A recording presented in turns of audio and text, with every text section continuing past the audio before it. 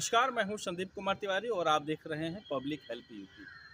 आज देवरिया में 17 नवंबर को फिर से मीटिंग हम लोगों ने शुरुआत कर दिया है। विश्वामित्रा इंडिया परिवार जो चिट फंड कंपनी थी जिसमें लोगों ने पैसा जमा किया था, उस कंपनी के ऊपर कार्रवाई को लेकर के एक बार फिर सभी लोग हम मुस्तैद हो चुके हैं और उसी को लेकर के आज देवरिया के चंडिका छात्रावास में मीटिंग का आयोजन किया गया था। दुख की बात यह है कि पैसा सभी को चाहिए लेकिन कोई घर से निकलना नहीं चाहता। आज मीटिंग थी, जनसंख्या होनी चाहिए थी लेकिन जनसंख्या मीटिंग में नहीं उपस्थिति हो पाई है लोगों की।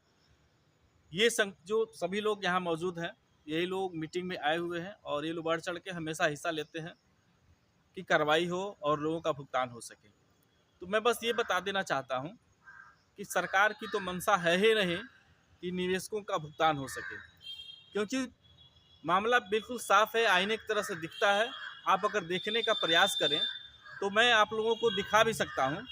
जैसे आप लोगों के साथ ठगी हुई है, ठग करने वाला भी इसी भारत मूल का रहने वाला है और आपके द्वारा जब भी इन चिटफंड कंपनियों के ऊपर कार्रवाई की बात आई है तो सबसे पहला संरक्षण थाने से मिला। जो लुटेरे हैं उनको संरक्षण थाने से मिल गया। अगर आपने बहुत ज़्यादा प्रेशर उग्र होकर के आंदोलन आपने किया, किसी तरह से एफआईआर अगर दर्ज हो गई तो आनन फानन में थाना पे रिपोर्ट लगा करके न्यायालय में भेज दिया गया। अब न्यायालय में एक तो कंपनियों ने आपके साथ छल किया, लूटा। दूसरा, न्यायालय में जो वकील हैं जो आपका केस लड़ते हैं वो भी भरसक चाहते नहीं है कि आपका मामला जल्दी से फाइनल हो जाए, क्योंकि उनको अपने फीस से मतलब होती है। न्याय आपको मिलेगा कि नहीं मिलेगा इसकी कोई गारंटी वहाँ है नहीं। न्यायालय में जो जज बैठे हैं उनके ऊपर कोई शिकंजा नहीं है किसी भी व्यक्ति का, क्योंकि वो भी मनमाने तरीके से न्यायालय में बैठते हैं। पता चलता है कि महीने में 10 दिन ही वो बैठे, 5 ही दिन बैठे और आपकी फाइल तक उनके सामने पेश नहीं हो पाई, न वो इस पर कभी ध्यान भी दे पाते हैं कि क्या मामला जो है उसको जल्दी से निपटारा किया जाए। अब तो ये चर्चा आम हो गई है क्षेत्रों में, लोगों के बीच में, कि न्यायालय में भी रिश्वतखोरी चलने लगी है, जज भी रिश्वत लेना शुरू कर दिए हैं। तो ऐसी परिस्थिति में न्याय कैसे मिलेगा ये आप सोच सकते हैं। अगर आपको न्याय चाहिए तो मुझे लगता है कि आंदोलन ही एकमात्र रास्ता है कि आपको सड़क पे उतरना पड़ेगा, आंदोलन करना पड़ेगा और अपनी आवाज़ को बुलंद करना पड़ेगा। तो निश्चित तौर पे जैसे मैंने पिछली वीडियो में आप लोगों को बताया था कि गुजरात में मनोज कुमार चंद और वंदना चंद जो दोनों पति पत्नी बंद हैं, क्योंकि वहाँ के लोग एक्टिव हैं और उनके ऊपर शिकंजा कसे हुए हैं।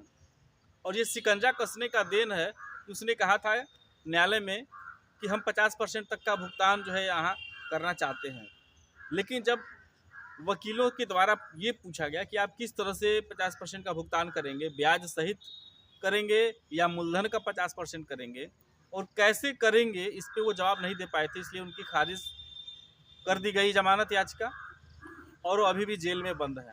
लेकिन सोचने वाली बात यह है कि सेम मुकदमा में उनके जो और भी डायरेक्टर पर्सन थे, उनके भाई थे, जैसे पंकज कुमार चंद हैं, मनीष कुमार चंद हैं, उनके एक बहनोई थे हरि गोविंद सिंह, और जो शीर्ष जो बड़े पोस्ट पे बैठे थे जैसे जोनल मैनेजर हो गए, आर्यम स्तर के जो लोग थे, जिन लोगों ने मलाई चाटा खाया काटा जो है कि ऑफिसों में बैठ करके और वाउचर बना करके जिन लोगों ने पेमेंट उठाया और पैसा लेकर गए, आज तो वो बिल्कुल कहीं नज़र नहीं आ रहे हैं।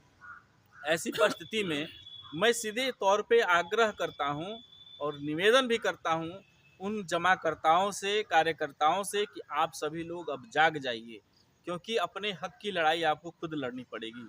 अगर आप नहीं जगेंगे तो आपका भुगतान संभव नहीं है। हमारे पास आए दिन फ़ोन आता है कि कब भुगतान होगा, कैसे होगा। तो मैं इस वीडियो के द्वारा जो है एक संदेश भी देना चाहता हूं कि एकजुटता आप बनाइए और आंदोलन के लिए तैयार हो जाइए, निश्चित तौर पे आपका भुगतान होगा।